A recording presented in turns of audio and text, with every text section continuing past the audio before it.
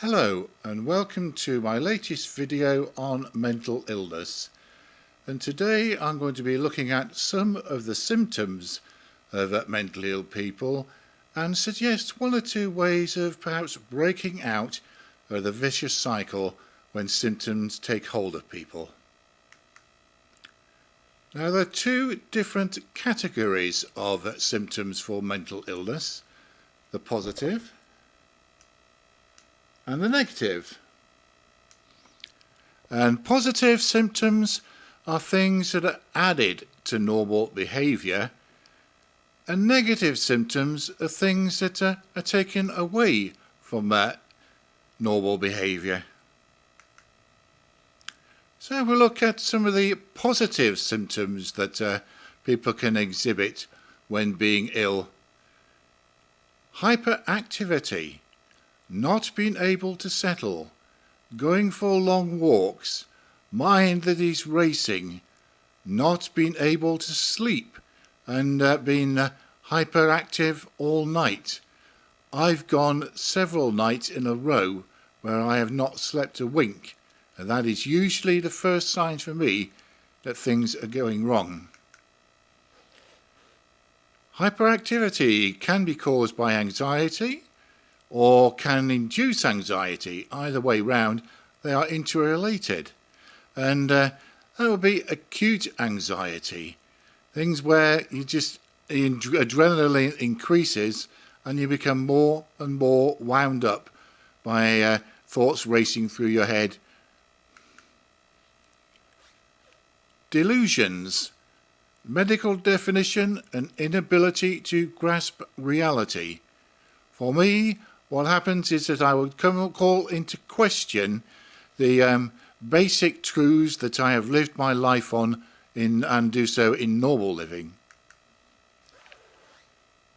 Paranoia, where you think people are trying to get you or harm you. Audible hallucinations, hearing voices. But to a lesser extent, you can also suffer from visual hallucinations, seeing things that aren't there, and I've even suffered tactile hallucinations, feeling things that aren't there. On the negative side, loss of appetite. People don't want to eat, miss meals, and have no desire to have a good meal. Loss of interest in normal activities, things that people enjoy when they start to suffer from negative symptoms, just lose all interest in the things that they really enjoy doing, and would just rather sit around and stare into space. An unwillingness to get out of bed, where people who get to this stage just feel there is no point and embracing the day, that they just stay in bed all day. Neglect of personal appearance, no desire to jump in the shower, no desire to shave, clean teeth, put perfume on or deodorant, just let themselves go. And as you can see from this slide, there is a vicious cycle as the symptoms. These are positive ones, and I aim to, in a future video, interview a consultant psychiatrist where we'll talk in more depth about the negative symptoms and treatments available.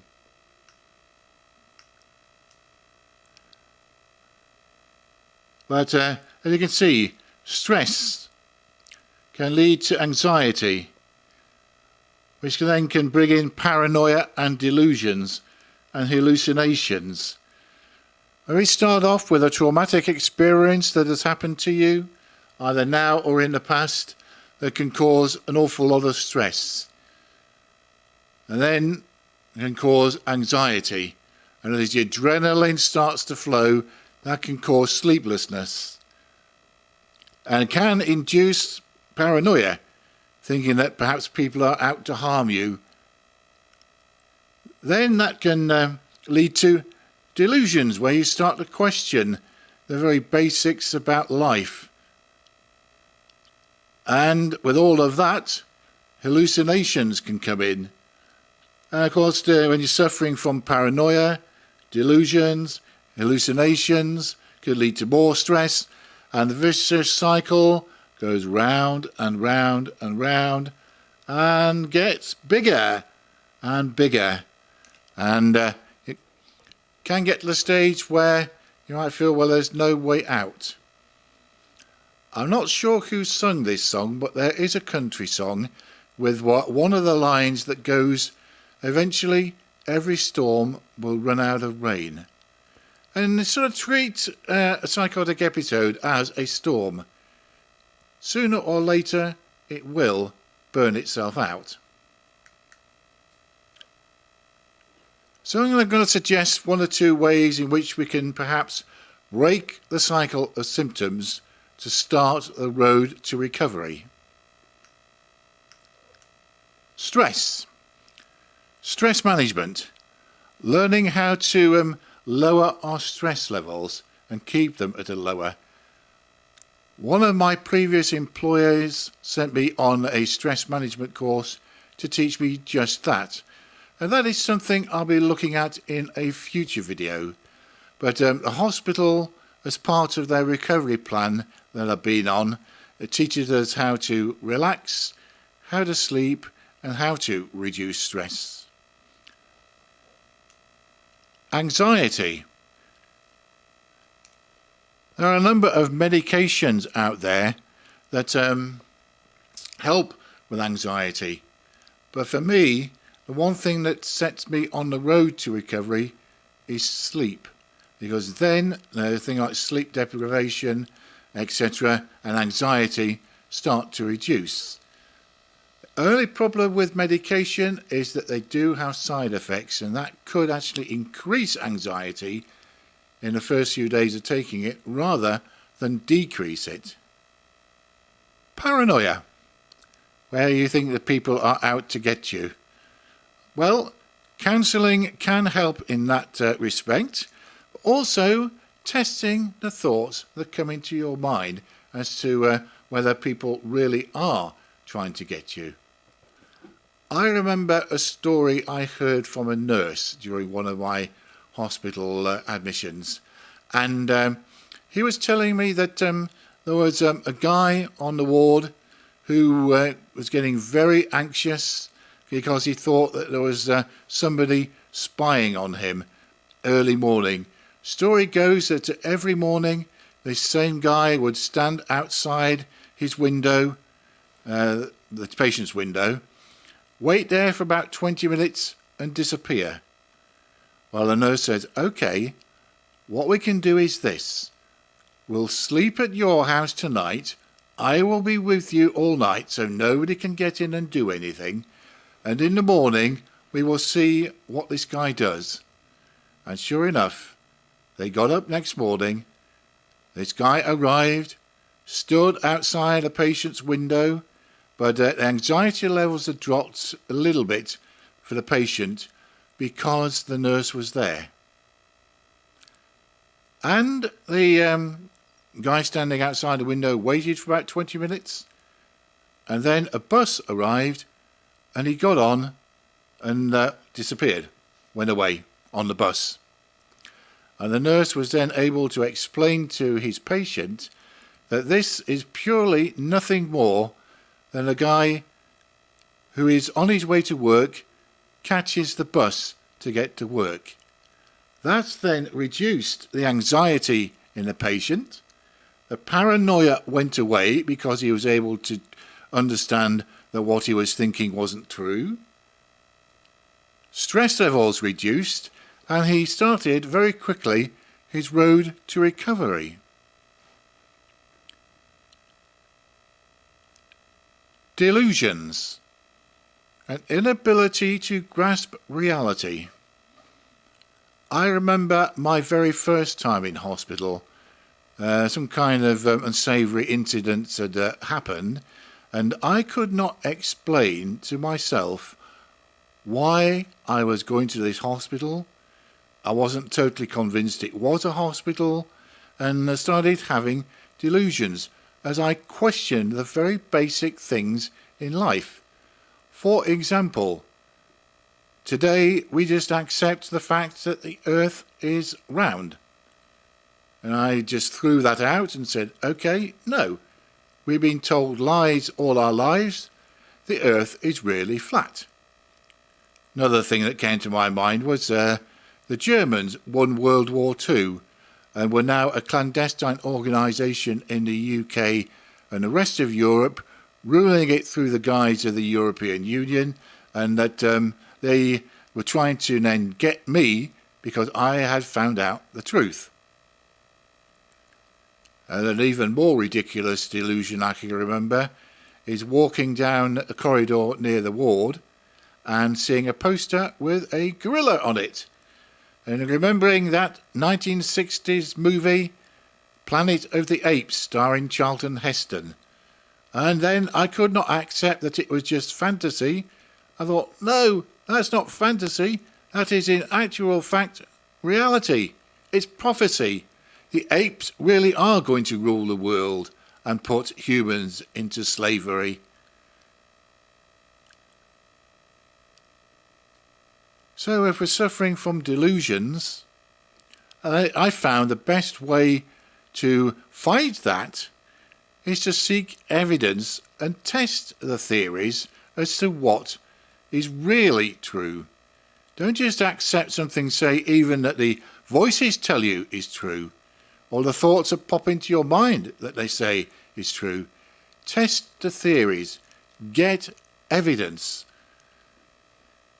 And for me, and I know a lot of patients suffer as well from religious so-called experiences and receiving religious teachings.